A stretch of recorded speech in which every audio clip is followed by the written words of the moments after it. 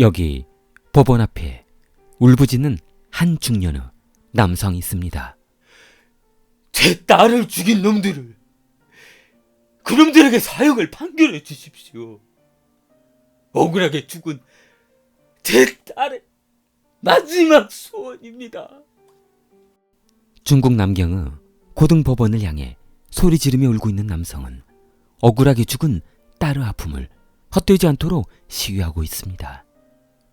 방송국 기자들은 이 광경을 전국에 보도했고, 기자는 남성에게 그렇게 억울해하는 이유가 무엇인지 물었습니다. 그러자 남성은 판사님, 저놈들이 하는 말은 모두 거짓입니다. 사형을 모면하려고 쇼를 하고 있는 겁니다. 그리고 공범들, 저놈들 모두 사형을 똑같이 판결해야 합니다. 그래야 제 딸이 눈을 편히 감습니다. 법원 앞은 술렁였습니다. 무슨 이유로 살인범이 사형을 면하는 것인지, 또 공범들은 왜 풀려난다고 저러는 것인지 구경꾼들은 그저 이 남성이 하는 말이 신기할 뿐이었습니다.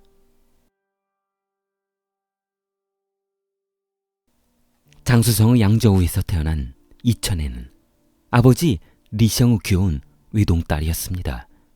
아버지는 항상 그녀를 데리고 다니며 인성교육을 시켰고, 그녀는 아버지의 가르침대로 귀엽고 예의 바른 소녀로 성장하고 있었습니다.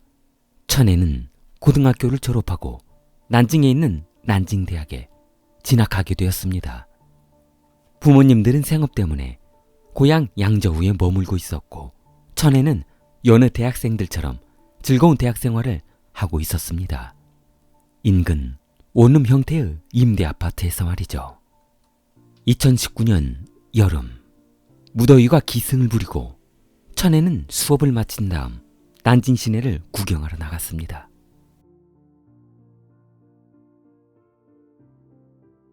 천에는 지하철을 타기 위해 지하철 대기선에서 열차가 도착하기만을 기다리고 있었습니다. 그때 우연히 그 앞을 지나가는 서광이 비쳤습니다. 뭔가 번쩍하고 지나가는 환한 불빛에 정신을 잃어 고개를 흔들고 보니 너무도 멋지게 생긴 남자가 지나가고 있었습니다. 천에는 그 남성에게 한눈에 반하고 말았습니다. 건장한 체격에 구릿빛 피부, 천에가 좋아하는 딱 상남자 스타일이었습니다. 두 사람의 관계는 시간이 지날수록 깊어갔습니다. 사랑을 확인한 두 사람은 동거를 시작했습니다. 한참 행복한 시간을 보내고 있던 그들에게 시련의 시간이 다가왔습니다. 천혜가 대학을 졸업하면서 취업을 하지 못하자, 자네야, 생활비 나 혼자 내는 것도 이제 힘들어. 너도 뭐라도 해서 생활비 보태야 되는 거 아니야? 천혜는 공부만 할 줄 알았지 돈 벌어서 먹고 사는 것에는 아무것도 몰랐습니다. 알았어. 나도 놀고 싶어서 노는 게 아니잖아. 취업도 안 되는데 그럼 내가 무슨 돈을 벌어. 그렇게 두 사람은 생활비 문제로 자주 싸웠습니다. 남자친구 홍교는 특별한 직업이 없는 것 같았으나 어디에서 그럭저럭 돈벌이를 해오고 있어 크게 걱정은 안 했습니다. 그러던 어느 날 천혜는 남자친구가 절대 말하지 않는 대학이나 이전의 생활에 대해 물어봤습니다. 그러나 남자친구는 절대 아무한테도 말해서는 안 된다고 했습니다. 본인은 중국 특수부대 첩보부에서 일했었다며 그가 파병으로 다녀온 곳은 러시아, 캄보디아, 유럽 등 수많은 나라에서 군 생활을 했었다며 과거의 행적을 과시했습니다. 천혜는 더욱 신비해진 남자친구를 놓치고 싶지 않았습니다. 천혜의 부모에게 소개 후 정식적으로 사귀어볼 생각이었습니다. 얼마 후 두 사람은 천혜의 고향을 방문해서 부모님에게 인사를 드렸습니다. 2020년 7월 9일 하루가 멀다 하고 아버지와 어머니에게 안부 전화를 했던 딸이 연락이 없었습니다. 여보, 전애한테 전화 한번 해봐. 아, 이거 지금 연락 안 된 지가 이거 며칠째야. 천혜의 아버지는 벽에 걸린 달력을 쳐다보며 연락이 끊긴 날짜를 손으로 짚어가며 세어보고 있었습니다. 아, 참 당신도. 얼마 전에 천애가 취업 때문에 회사마다 이력서 제출하고 면접 보러 다닌다고 해서 그렇게 바쁘다고 했잖아. 애 방해하지 말고 진짜가니 기다립시다. 그러나 아버지 리성은 잠자리에 들면서도 딸아이의 핸드폰 번호만 바라보고 있었습니다. 다음날 잠을 자지 못한 아버지는 아무래도 걱정이 되어 아침 일찍 다시 전화를 해봤습니다. 전애가 이번에도 전화 안 받으면 나 남경에 다녀올 테니까 그런 줄 알고 있어. 신호음만 울리자 아버지는 벌떡 일어나 테이블 위에 있던 지갑을 손에 쥐고 부인과 함께 집을 나섰습니다. 천혜의 부모는 천혜의 집에 도착했습니다. 집안에는 예비사위 홍교가 천혜의 부모를 울먹이며 맞아주었습니다. 아버님, 오늘 오셨어요? 자네, 우리 천애하고 정말 연락이 안 되는 건가? 천혜 아버지는 딸이 실종된 후 무관심한 듯한 남자친구에게 서운했습니다. 홍교는 마침내 참았던 울음이 터지고 말았습니다.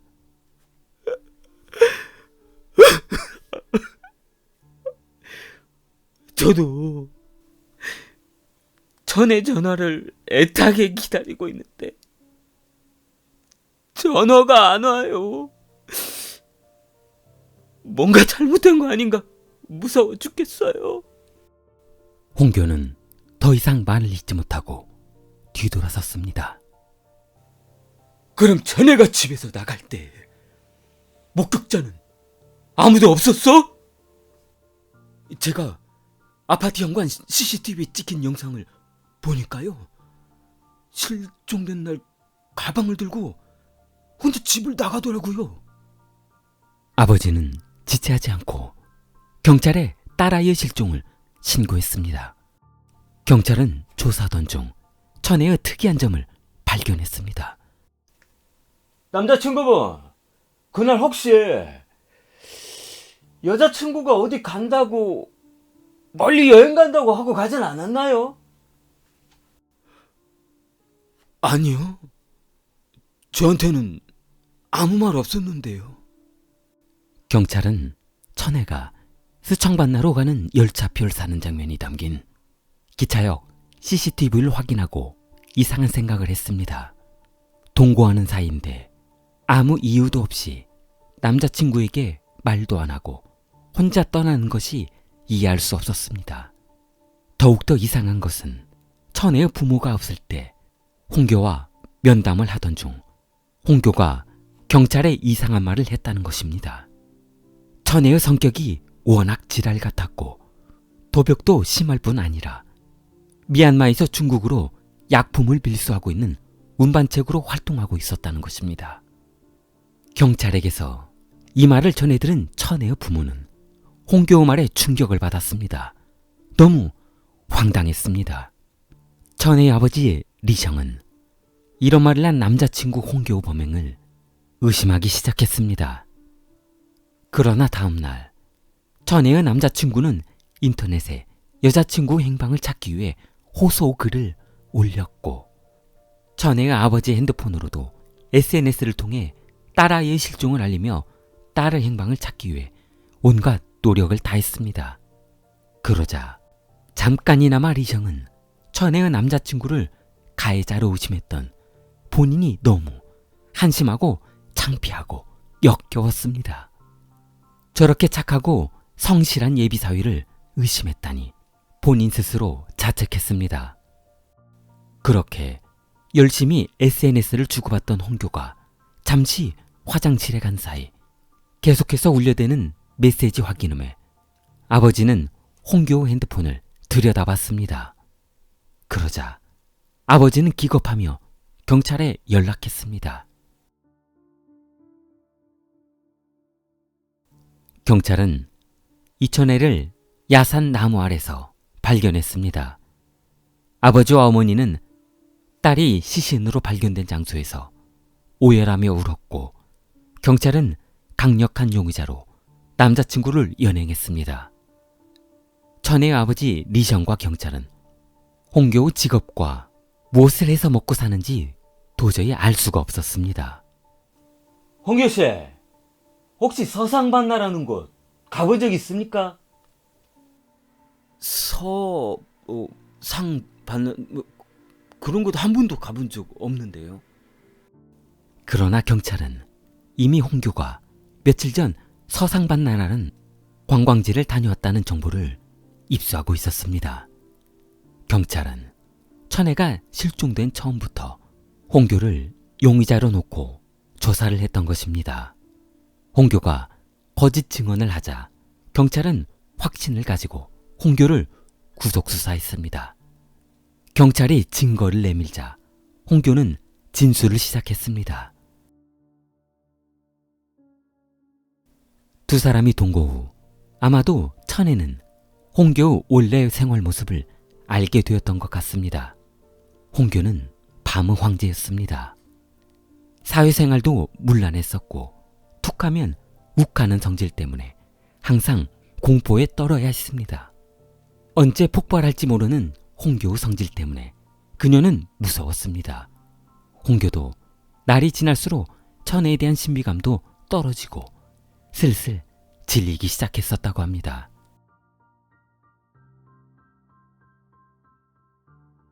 그러던 어느 날 7월 초 두 사람은 크게 싸운 뒤 홍교가 문을 쾅 닫고 나가버린 후 8일 동안 연락을 하지 않았다고 합니다. 그러다 8일 후 이천애는 홍교로부터 한 통의 문자를 받았습니다. 천혜야, 멀리 떨어져 있으니까 갑자기 네가 보고 싶다. 서상반나로 와줄 수 있어? 천혜는 남자친구 홍교 사랑 이벤트일 것으로 생각하고 CCTV에 찍힌 영상처럼 황급하게 집을 나간 뒤 서상반나로 가는 열차표를 끊고 남자친구 홍교에게 갔던 것입니다. 그러나 그녀는 남자친구 홍교가 치밀하게 살해를 계획한 것은 꿈에도 몰랐던 것입니다.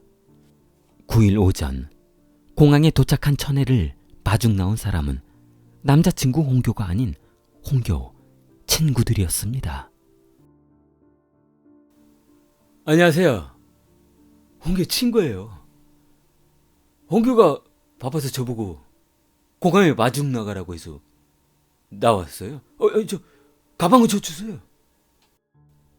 한 번도 본 적 없는 낯선 사람의 행동에 겁이 났던 천혜는 아, 그래요? 저는 처음 보는 분들인데? 머뭇거리는 천혜를 보고 홍교 친구는 핸드폰을 그녀 앞에 내밀었습니다. 그럼 이러면 믿으실래나? 그럼 제 핸드폰에 있는 홍교 사진 보여드릴게요. 채팅으로 나눈 메시지도 한번 보세요. 예. 천혜는 머뭇했지만 마땅히 약속 장소에 갈 방법이 없자 친구라는 사람의 참은 손잡이를 잡았습니다. 핸드폰에 나와 있는 홍교 사진을 보고 친구로 안심하고 차에 올라탔습니다. 차에 올라탄 천혜를 확인한 두 사람은 차를 산속으로 몰고 갔습니다. 그들은 홍교가 천혜를 살해할 목적으로 고용한 살인범들이었습니다. 두 사람은 천혜를 살해 후 사진을 찍어 홍교에게 확인 문자를 보냈습니다. 마스터, 인연 이건 너무 쑥맥이던데요. 쫄깃한 맛도 없고 그냥 쉽게 처리해 버렸어요. 좀 가지고 노는 맛이 좀 있어야 되는데. 모산 위치와 시체를 묻어둔 위치도 사진을 찍어 문자로 보내주었습니다. 그 시체 묻은 장소하고 묻기 전에 확인하시라고 사진 찍어서 보내드립니다. 이년은 그때 말씀해주셨던 봐두셨던 장소에 잘 묻었습니다. 그 뒤로도 홍교와 군대 특수부대 동기들은 여자친구를 처리하는 동안 재미있었던 경험담을 채팅으로 나누고 있었던 것이었습니다. 천혜가 살해되기 얼마 전부터 홍교는 천혜를 살해할 목적으로 이곳을 여러 번 답사해 왔었습니다.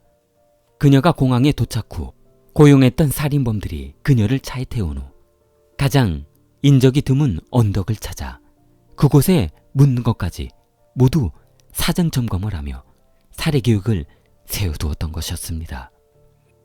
경찰 조사 결과 홍교는 정말 중국 특수부대 출신이었고 고용한 살인범들은 그와 군생활 같이 했던 특수부대 요원이었던 것이었습니다. 경찰은 모든 증거를 내밀며 여자친구는 왜 죽인 겁니까? 한참을 망설이던 홍교는 아이씨, 그년이 이제 내가 싫다며 헤어지자고 하는 거예요. 이게 말이 돼요?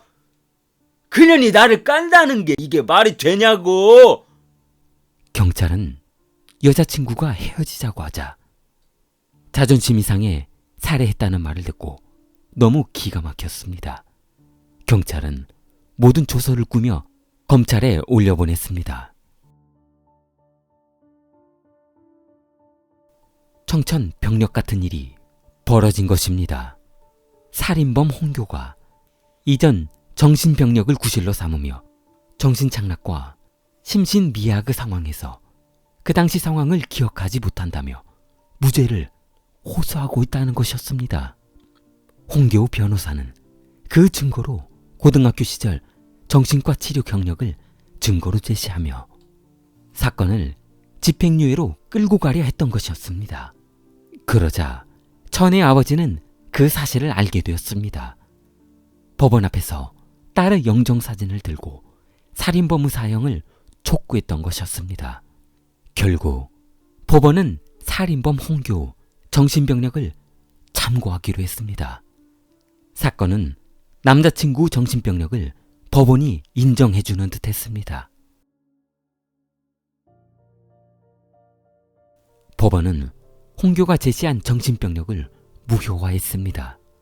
법원은 홍교에게 증거로 제시한 내용은 법적 효력이 없다고 했습니다.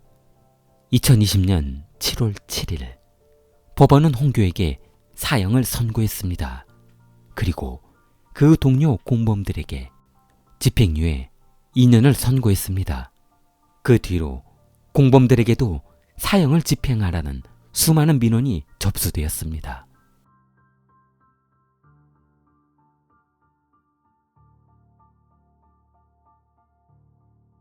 좋아요, 구독 부탁합니다. 킬리였습니다.